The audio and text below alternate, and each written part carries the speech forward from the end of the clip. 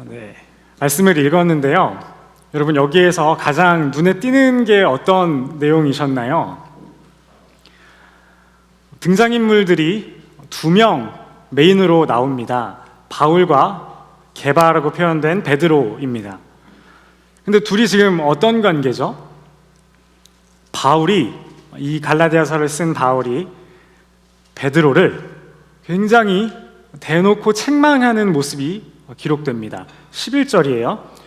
그러나 게바가 안디옥에 왔을 때 그에게 책망할 일이 있어서 얼굴을 마주대하고 그를 책망했습니다 라고 해요. 그리고 14절에 보니까 모든 사람 앞에서 게바에게 이렇게 말했다 라면서 책망하는 내용을 기록하고 있습니다. 오늘 본문은 무엇을 이야기하는 걸까요? 만약 교회의 누군가가, 특히 교회의 지도자라고 할지라도 그 사람이 무언가 좀 잘못된 판단을 내린다면 그때 주저하지 말고 모든 사람들 앞에서 책망하고 또 비판하십시오 라는 본문일까요? 그런 것 같진 않습니다. 만약 우리 담임 목사님이 순간적으로 실수하실 수 있잖아요. 그럴 때 여러분은 어떻게 하시겠습니까? 지금 이 바울처럼 하시겠어요? 그렇지 않죠. 성경을 전체적으로 보면 형제들이 또 자매들이 죄를 범할 때에 일반적인 지침에 대해서 어떻게 해야 할지 바울은 이렇게만 말하지 않았습니다. 이 같은 갈라디아서 서신 안에서도 6장 1절에서는 바울은 이렇게 이야기합니다.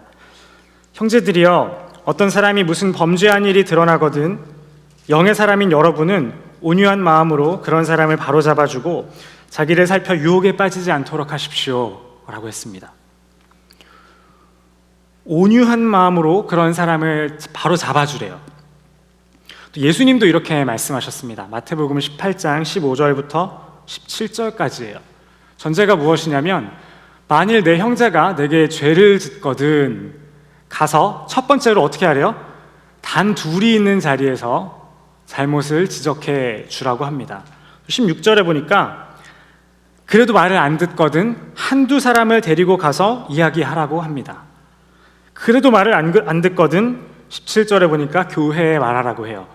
결코 예수님도 누군가가 잘못한다고 할지라도 단번에 이 회중들 앞에서 공개적인 면박을 주지 말라고 말씀하신 겁니다. 그런데 바울은 여기에서 이 예루살렘 교회의 수장격이었던 베드로에게 왜 이렇게 강하게 나갔던 걸까요? 아마 이 베드로의 잘못이 일반적인 잘못의 수준을 넘어섰기 때문이겠죠. 그리고 베드로라는 인물 자체가 굉장한 특수성을 가진 인물일 것입니다. 그렇기 때문에 바울은 여기에서 좀 강한 어조로 베드로를 책망하는 장면을 보게 됩니다. 그러면 이 차례차례 보면서 도대체 베드로가 무엇을 잘못했던 것인지, 바울은 또 그 베드로의 잘못을 보고 어떻게 여겼던 것인지를 한번 같이 생각해 보면 좋겠습니다.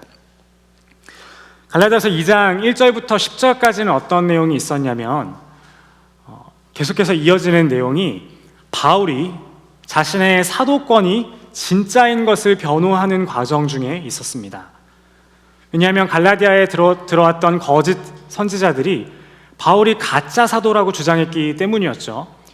그래서 바울 자신이 자신의 여정을 쭉 설명해 주면서 나는 가짜가 아닙니다. 나는 예수 그리스도로부터 계시를 받은 참 사도입니다. 그리고 거기서 더 나아가서 내가 진짜 사도일 뿐만 아니라 내가 여러분에게 전했던 그 복음도 진짜 복음입니다. 여러분, 내가 전한 복음은 예수님께 직접 받은 복음이에요. 의심하지 마세요. 저 거짓 사도들이 전한 복음이 가짜예요. 이런 이야기를 했던 겁니다. 그리고 1절부터 10절까지의 내용은 그 혼란스러웠던 이 사건들을 종집으로 가장 주요했던 곳이었던 예루살렘으로 바울이 직접 내려갔던 장면을 기록하고 있습니다. 예루살렘에 갔으니까 누구를 만나겠어요? 예루살렘의 대표인 베드로와 야고보 이런 사람들을 만났습니다. 유력한 사람들을 몇 명 만나서 바울이 가지고 있는 복음과 그 예루살렘 교회에 가장 유력하다고 하는 자들이 가지고 있는 복음, 이 두 복음이 같은 하나님께로부터 난 복음이라는 사실을 서로 확인했어요. 그뿐만 아니라 베드로는 할례 받은 사람들에게, 다시 말하면 유대인들에게 이 복음 전하는 사명을 받았고, 베드로는 할례 받지 않은 이방인들에게 복음 전하는 사명을 받았다라는 사실을 함께 확인했다는 내용이 2장 1절부터 10절까지 나옵니다. 11절로 넘어가니까 무대가 바뀌었습니다. 이제 더 이상 예루살렘이 아니고 예루살렘보다 북쪽에 있는 안디옥이에요. 여러분 사도행전을 보셔서 아시겠지만 안디옥은 이제 이방 선교의 허브 역할을 했던 굉장히 요충지였습니다. 이제는 누가 홈타운에 있냐면 바울이 오히려 이 안디옥 교회에 머물고 있었고, 잠깐 방문했던 사람이 누구냐면 예루살렘 교회의 담임 목사 격이었던 베드로입니다. 베드로가 예루살렘 교회에 있다가 잠깐 안디옥 교회를 방문한 거죠. 근데 방문해서 어떤 일이 이루어졌느냐가 12절입니다. 12절을 한번 같이 읽어볼까요? 게바는 야고보가 보낸 몇몇 사람들이 오기 전에 이방 사람들과 함께 음식을 먹고 있었습니다. 그러나 그들이 오자 그는 할례 받은 사람들을 두려워해 슬그머니 그 자리를 떠났습니다. 네. 지금 이 12절에서 베드로가 했던 이 내용이 바울에게 책망을 받은 그 내용입니다. 뭐래요? 먼저는 이방 사람들과 함께 음식을 먹고 있었습니다. 그런데 한 소식을 들어요. 야고보로부터 온 몇몇 사람들이 온다라는 소식을 듣습니다. 그랬더니 그 사람들이 두려운 거예요. 그 사람들이 두려워해서 이방 사람들과 같이 식사하고 있던 자리에서 슬그머니 자리를 떠났다라고 이야기를 합니다. 여러분, 베드로는 예루살렘의 대표였습니다. 초대교회의 대표예요. 그 사람과 식사를 하는 자리라고 생각을 해보세요. 이게 과연 그냥 우리가 끼니를 때우는 그런 자리였을까요? 여러분에게 가장 실감이 나게 하시려면 어떻게 해야 될까요? 하용조 목사님이 살아생전에 나자즘교회에 방문하셨다라는 것과 비슷한 이야기일 것 같아요. 그래서 하용조 목사님이 온다는 소식을 우리가 몇 달 전부터 듣고 열심히 음식을 준비하고 막 플랜카드 만들고 데코레이션도 합니다. 그랬는데 갑자기 식사하던 중간에 이 오늘교회에서 장로님들이 몇 분 오신다는 소식을 들으니까 하용조 목사님이 갑자기 자리를 슬그머니 비우시는 거예요. 이것은 굉장히 상징적인 자리입니다. 예루살렘 교회를 대표해서 온 이 베드로이기 때문에 이 식사의 자리는 예루살렘 교회와 유대인들이 주를 이루었던 예루살렘 교회와 그리고 이방인들이 주를 이루었던 이 안디옥 교회가 친교의 악수를 맺는 그런 자리라고 생각할 수가 있겠습니다. 여기에서 베드로가 슬그머니 자리를 떴다라고 우리말 성경이 기록을 합니다. 슬그머니 떴다고 하니까 굉장히 좀 다른 사람들이 바쁘고 분주할 때 아무도 모르게 조용히 자리를 뜬 것 같은 뉘앙스를 우리는 받게 되는데 사실 그런 의미가 아닙니다. 원어를 보면 슬그머니 자리를 떴다라는 표현 대신에 자리에서 물러나 다른 사람들과 스스로를 분리했습니다 라는 의미로 기록이 되어 있습니다.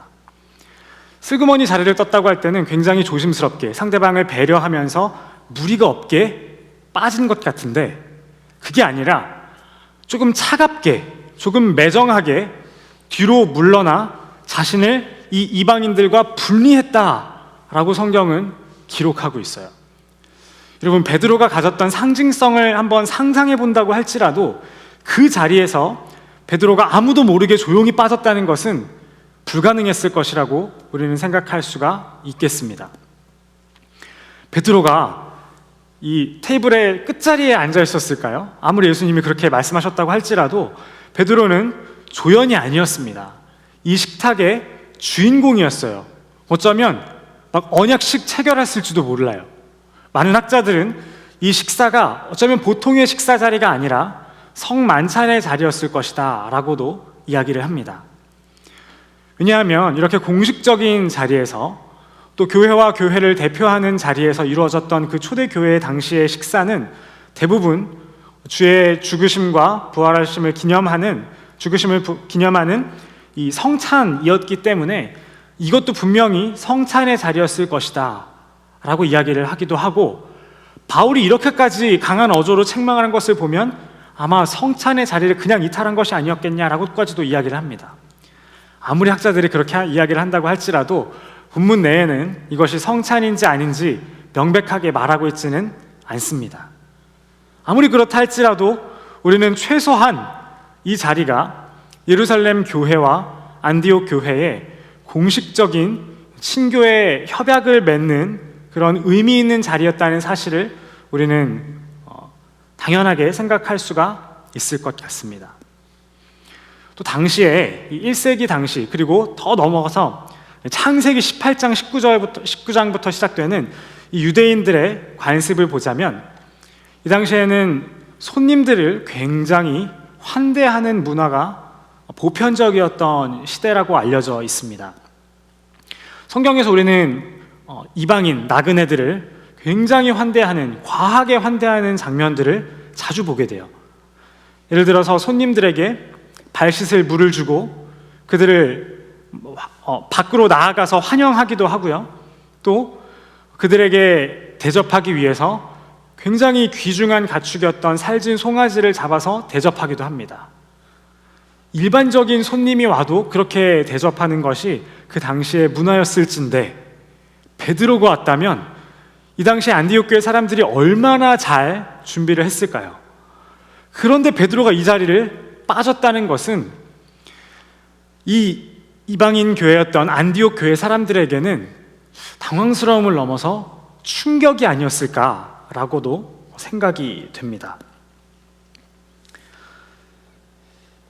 그렇다면 베드로는 왜 이 야고보로부터 온, 이 예루살렘으로부터 온 이 할례 받은 자들이 온다는 소식을 들었을 때 그들을 두려워했던 걸까요?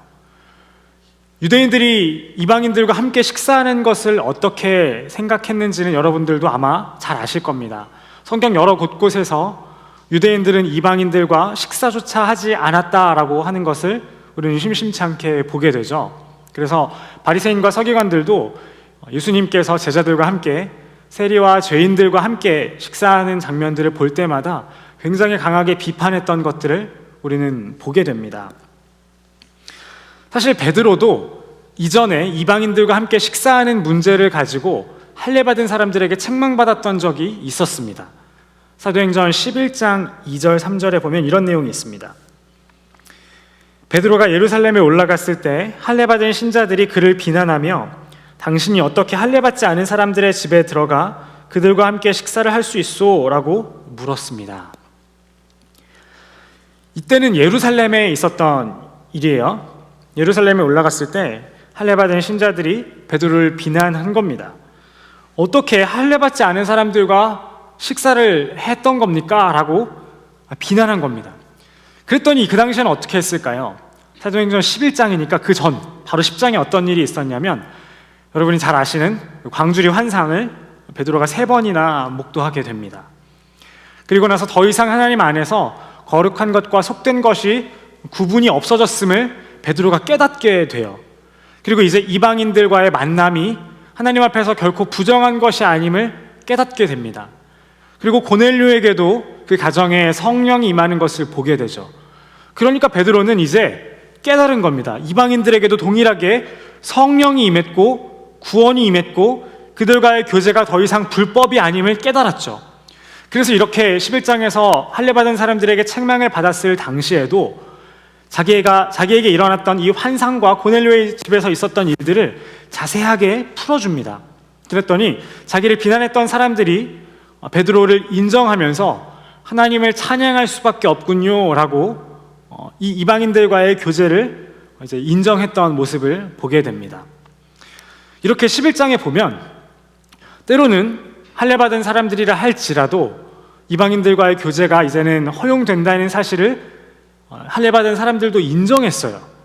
그러나 베드로가 여기에서 그 사람들의 소식을 두려워했다라는 것을 볼 때에 당연히 어느 나라나 어느 세대나 그렇듯이 보수적인 사람들이 있고 진보적인 사람들이 있고 변화를 빨리 받아들이는 사람이 있고 그렇지 못한 사람들이 있지 않겠습니까?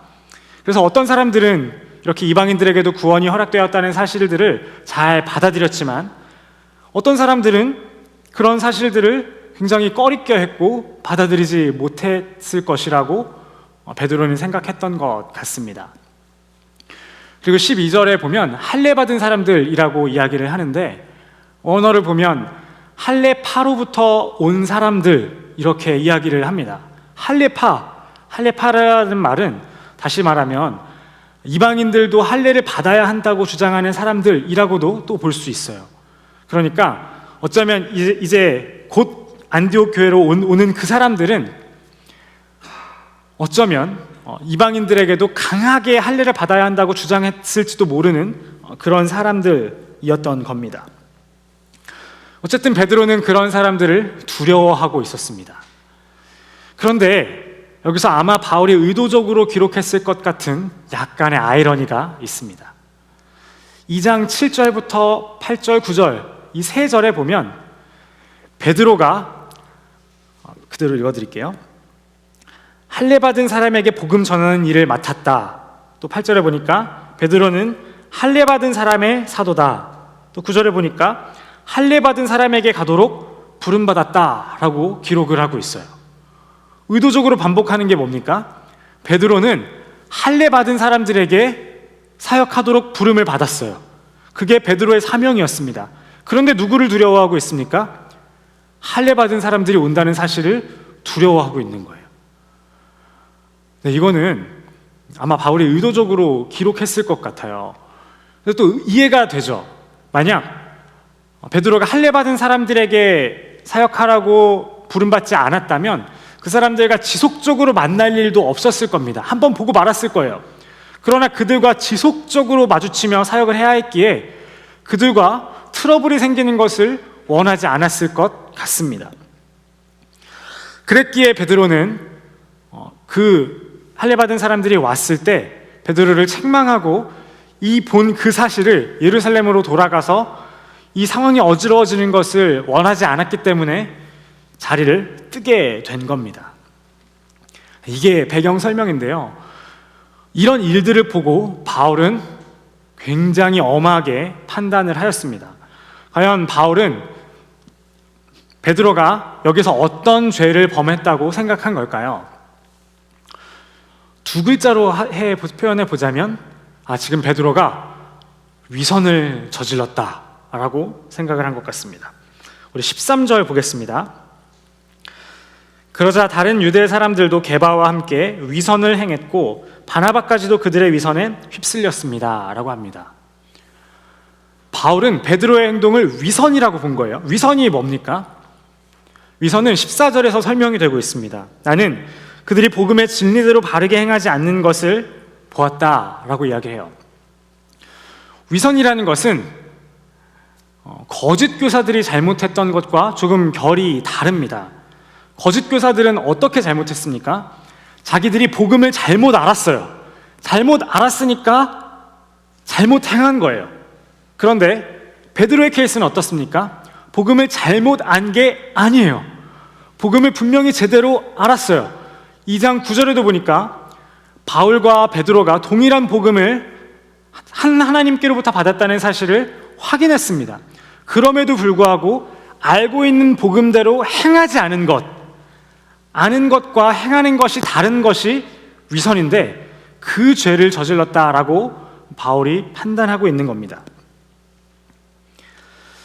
베드로는 아마 복음의 진리, 여기서 말하는 복음의 진리는 아마 이런 거겠죠. 이제는 이방인들에게도 복음, 구원이 허락되었다. 그리고 이방인들과 교제하는 것은 전혀 불법이 아니다. 이것들을 알았던 것이 분명합니다. 첫 번째 증거가 2장 9절, 18, 9절에 나오는 바울과 베드로가 협력했던 그런 장면이고요. 또 14절에 보니까 당신은 유대 사람으로서 유대 사람처럼 살지 않고 이방 사람처럼 살면서 라고 하지 않아요? 이방 사람처럼 살았다라는 것은 베드로가 이전에 여러 번 이방 사람들과 친밀하게 교제를 했다, 함께 식사 교제도 했을 것이다 라는 것을 암시하는 표현입니다. 그런 것은 당연히 베드로가 알았으니까 그렇게 했겠죠. 괜찮다는 것을. 그리고 사도행전 10장에서도 아까 말씀드렸던 고넬료 집의 사건을 경험합니다. 그리고 사실 훨씬 그 이전에 예수님과 함께 지내던 그 시대에 예수님이 일부러 죄인들을 막 찾아다니시고 또 이방인들도 잘 서슴없이 만나시는 장면을, 또 이방인들에게 제자들을 보내시는 장면을 봤고 그 가운데 함께 있었던 사람입니다. 그러니까 베드로는 이 복음의 진리를 모를 리가 없는 것이에요. 바울도 그걸 알았습니다. 그럼에도 불구하고 베드로는 이런 죄에 빠졌던 겁니다.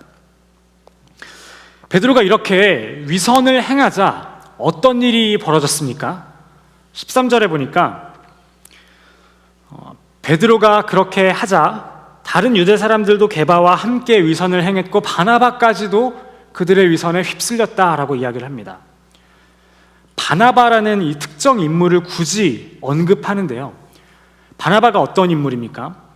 사도행전 13장 2절 3절에 보면 안디옥 교회가 바울과 바나바를 안수하고 이방 선교사로 파송합니다. 이방 선교사요? 이방 선교사라는 말은 이방인들을 위한 복음에 특화된 사람입니다. 그들에게 어떤 복음을 전해야 할지 알고 있었고 그들의 문화도 알고 있었고 그들과 함께 만나도 된다는 사실을 어쩌면 가장 잘 알고 있었던 사람이 바울과 바나바였을 거예요. 그런데 그 바나바마저도 이 베드로의 위선에 휩쓸려서 같이 그 자리에서 빠졌다라는 말입니다. 바나바가 이렇게 휩쓸렸다는 말은 그 자리에 있던 안디옥 교회에 있는 모든 디아스포라 유대인들은 당연히 말할 것도 없이 이 베드로의 위선에 휩쓸렸다라는 것을 내포합니다.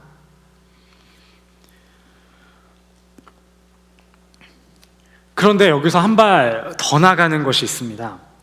14절에 보니까 바울이 베드로를 책망하는 장면이 나와요. 당신은 유대 사람으로서 유대 사람처럼 살지 않고 이방 사람처럼 살면서 어떻게 이방 사람들에게 유대 사람처럼 살라고 강요합니까? 라고 이야기를 합니다. 여러분, 베드로가 언제 강요한 적 있습니까? 12절 보세요. 12절 보니까 그냥 우리말 성경에서는 슬그머니 빠졌다고 이야기를 해요. 원문을 보더라도 그냥 불미했다라고 이야기를 해요.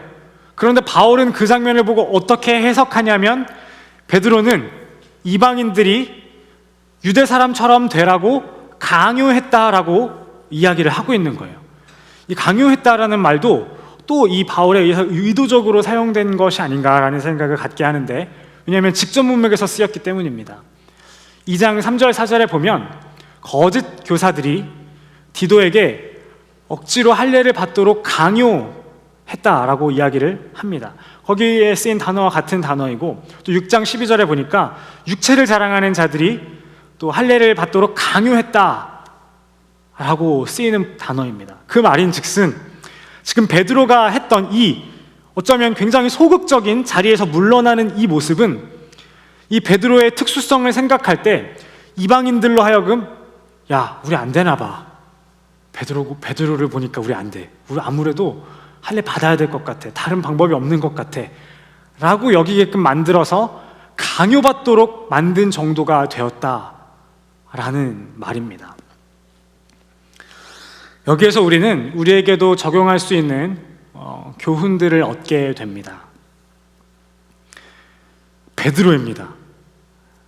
초대교회에 3,000명을 회심시켰고 5,000명을 회심시켰던 거물급 인사, 엄청난 역사를 행했던 그 인물마저도 복음을 알았음에도 불구하고 걸려 넘어질 수 있었던 죄가 무엇이냐면 위선이라는 사실입니다.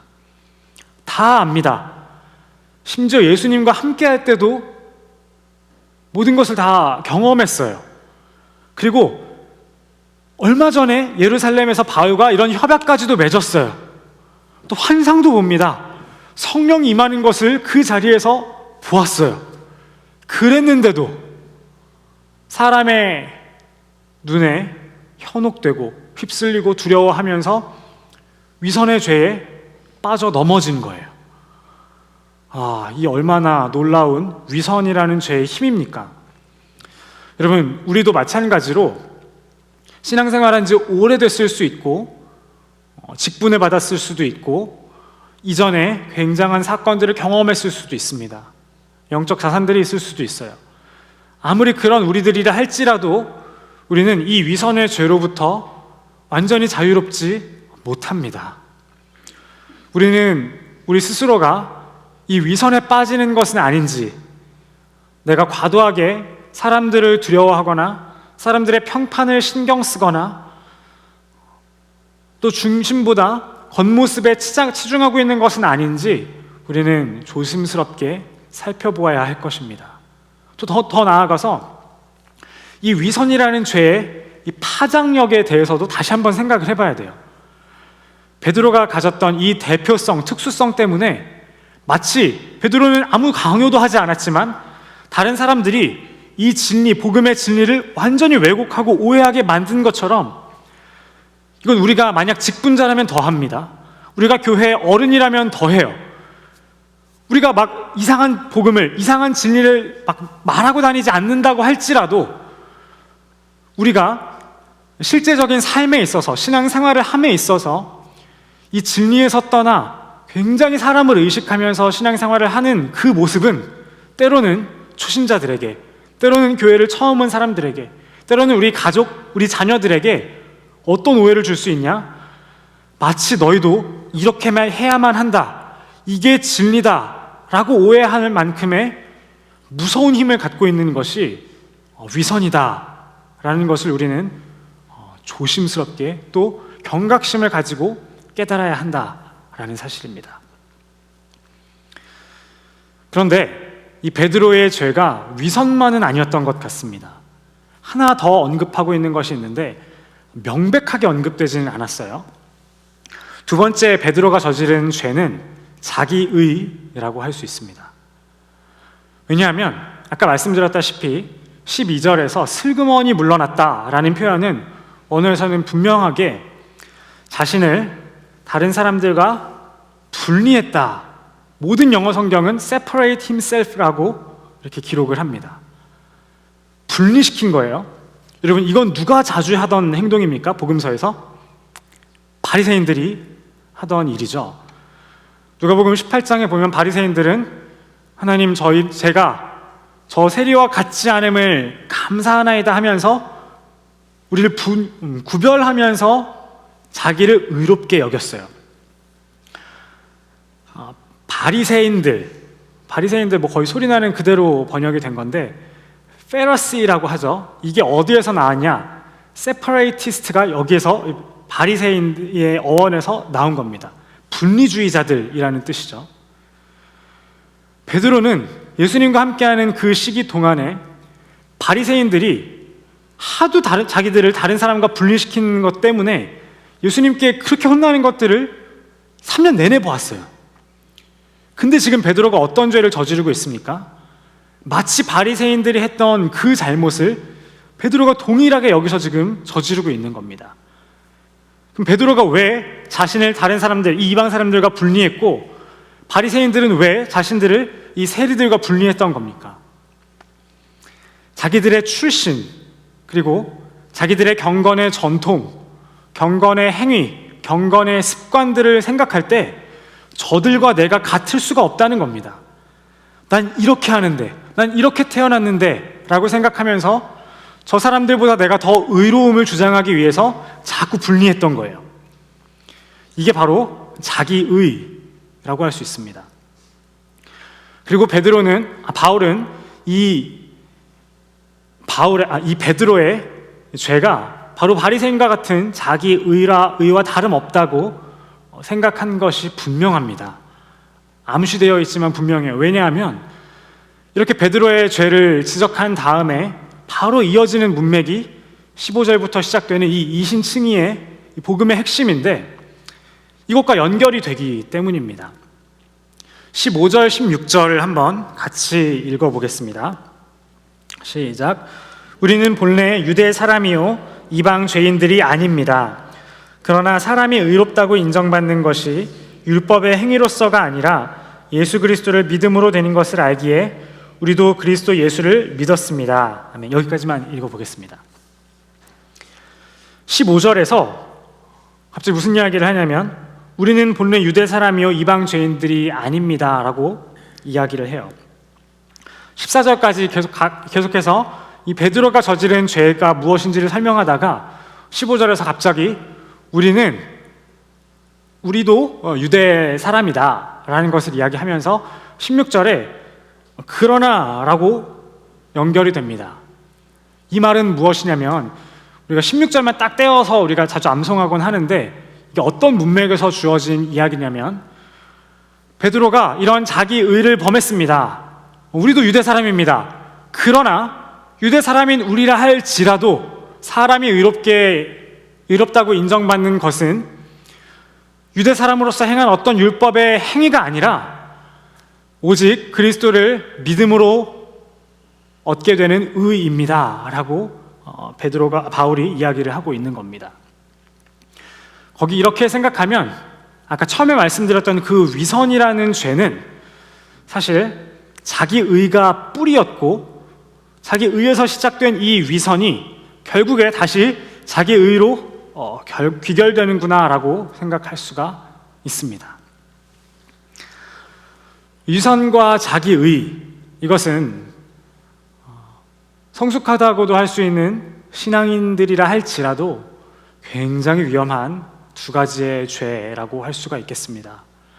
그리고 바울의 가르침을 따라 보자면 그렇게 베드로라 할지라도 넘어질 수 있는 이 위선과 자기 의를 뛰어넘게 하는 것, 우리를 거기서부터 참으로 해방시켜주는 것이 무엇이냐? 바로 2장 16절에서 제시되고 있는 이신칭의의 복음입니다. 의롭다함을 얻을 수 있는 길이 유일하게 그리스도 예수를 믿음으로써 얻는 의밖에 없다라고 16절 안에서 거의 3번이나 반복적으로 비슷하게 이렇게 표현이 된 것은 이 예수 그리스도를 믿는 믿음으로 얻는 의가 우리가 자주 넘어지는 위선을 치료할 수 있는 길이고 우리가 또 자주 넘어지는 이 자기 의를 해방할 수 있는 길이기 때문입니다. 왜 그렇습니까? 자기 의가 뭐죠? 자기 의는 자기가 행했던 것들을 자랑하는 겁니다. 왜요? 자기가 행해왔던 것들, 자기의 출신이 무언가 다른 사람들보다 더 자기를 낮게 만든다고 생각하기 때문에 이 행위들을 자랑하는 거죠. 그런데 이 16절에서 설명되고 있는 이 의를 제대로 얻는 방법, 유일한 방법이 무엇입니까? 그런 내가 행했던 그 율법의 행위들로는 결코 하나님 앞에 의롭다함을 얻을 수 없다라는 거죠. 유일한 방법이 뭐예요? 내가 행했던 어떤 일이 아니라 그리스도를 오직 믿음으로 얻는 의입니다 라고 하면 내가 행했던 일들, 내 자랑들이 아무것도 아니니까 이걸 자랑할 게 없는 겁니다. 그러니까 이 복음의 진리를 온전히 깨닫고 예수 그리스도만 자랑하는 사람만이 자기 의에서 온전히 해방될 수가 있다라는 것이 바울의 논리입니다. 또 동일하게 위선을 행하는 것이 무엇이죠? 다른 사람들의 보기에 뭔가 그럴듯한 사람이 되어 보이고 싶어서 위선을 행하는 것 아닙니까? 내가 알매도 불구하고 겉으로는 다르게 행하는 거죠. 이것도 사실 자기 의와 뿌리가 똑같아요. 그렇게 하면 뭔가 좀 될 줄 알고, 그러나 그것들이 아무것도 아니고 그리스도 예수의 의로만 내가 의롭다함을 얻는다는 사실을 내가 마음 깊이 새기고 거기서부터 나의 모든 행동과 판단들이 기반될 때 우리는 이제 기껏 사람들에게 판단받는 이 위선의 죄에 빠지지 않을 수 있게 된다라는 겁니다. 그래서 한번 고민해 봅시다. 여러분, 저와 여러분이 종종 빠졌던 그 위선은 어떤 것들이 있습니까? 하나님은 우리의 중심을 보시는데 우리는 중심에 더 관심을 가지지 못하고 겉모습에 치중했던 것들이 어떤 것들이 있습니까?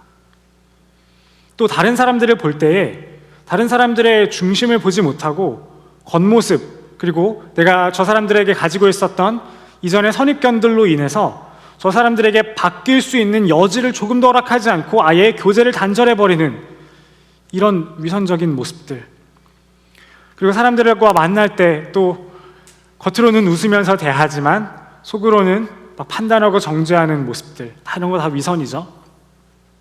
하나님께도 헌금을 드리면서 이거 너무 아까운데 하면서 조금이라도 막 계산해보는 이런 모습들, 이런 것들도 다 위선일 겁니다. 또 우리의 자기 의는 어떤 것들이 있습니까? 내가 진리에 대해서는 조금도 양보하지 않는 이 강인함, 강직함, 이런 것들도 있을 수 있고요. 내가 경건의 규율을 굉장히 성실하게 지키는 모습들로부터 또 자기 의가 있을 수 있고요. 또 교회 봉사 섬김의 자리를 빠지지 않는 모습들로부터 자기 의가 막 생겨날 수도 있죠. 우리는 그런 것들을 돌이켜야 마땅합니다. 그러나 그보다 더 중요한 것은 그런 하나하나의 사건들을 통해서 나의 중심이 하나님 앞에 어떠한가를 보는 일입니다. 내가 저지른 이 하나하나의 죄의 결과들은 그저 결과일 뿐입니다. 이거 하나 고치면 내가 뭔가 괜찮은 사람이 되는 겁니까? 그러지 않습니다. 우리가 참으로 이겨내기 힘든 이 죄악들을 볼 때 하나님 이것 좀 어떻게 해주세요, 하나님 제가 이것 한 것 회개합니다가 아니라 하나님 저는 이것을 어떻게 할 수 없을 만큼 제 중심이 부패했습니다. 저의 이 죄를 좋아하는 경향성이 해결이 안 됩니다. 주님 저를 불쌍히 여겨주세요. 주님 제가 죄를 좋아하는 이 경향성보다 하나님을 사랑하는 그 사랑이 더 커지게 해주세요. 그것이 죄를 이길 수 있는 유일한 길이기 때문입니다. 우리가 종종 넘어지는 죄들을 가지고 우리가 얼마나 부패했는지, 얼마나 무능한 사람인지를 볼 수 있어야 할 것입니다. 우리는 굉장히 잘못한 것, 범죄 이런 것만 회개하는 것이 아니라 우리의 자기 의로움, 자기 의들도 회개해야 합니다. 하나님 제가 이렇게 교만한 사람이었습니다. 베드로가 넘어졌던 것처럼 저도 이런 것들을 가지고 다른 사람들과 분리해 나갔습니다.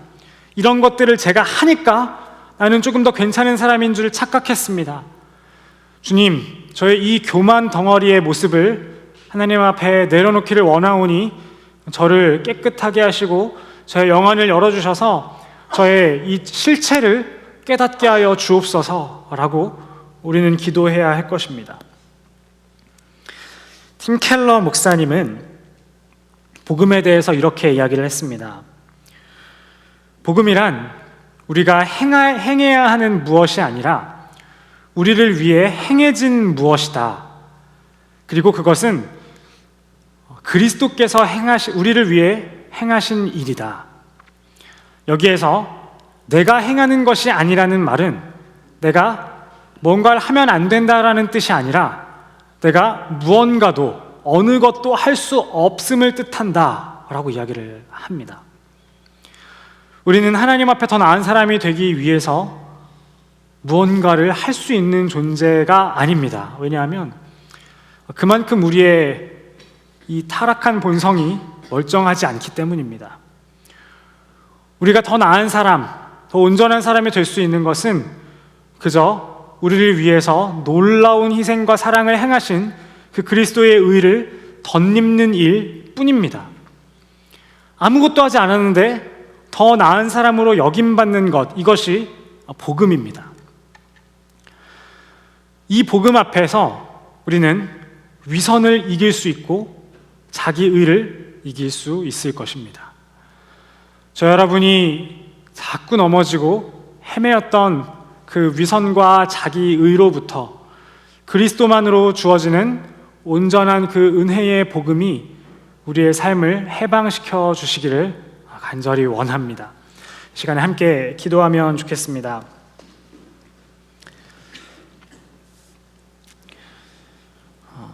초대교회 때 기둥같이 쓰임받았던 베드로마저도 위선과 자기의에 덫에 넘어졌던 모습을 오늘 본문을 통해서 보았습니다. 저 여러분은 또 얼마나 위선적인 삶을 살아가고 있고 또 얼마나 자기 의를 자랑하면서 스스로를 다른 사람과 구분짓고 살아가고 있었습니까? 이 시간에 그런 우리의 중심을 바라보며 우리의 부끄러움을 회개하고 씻어내기를 원합니다.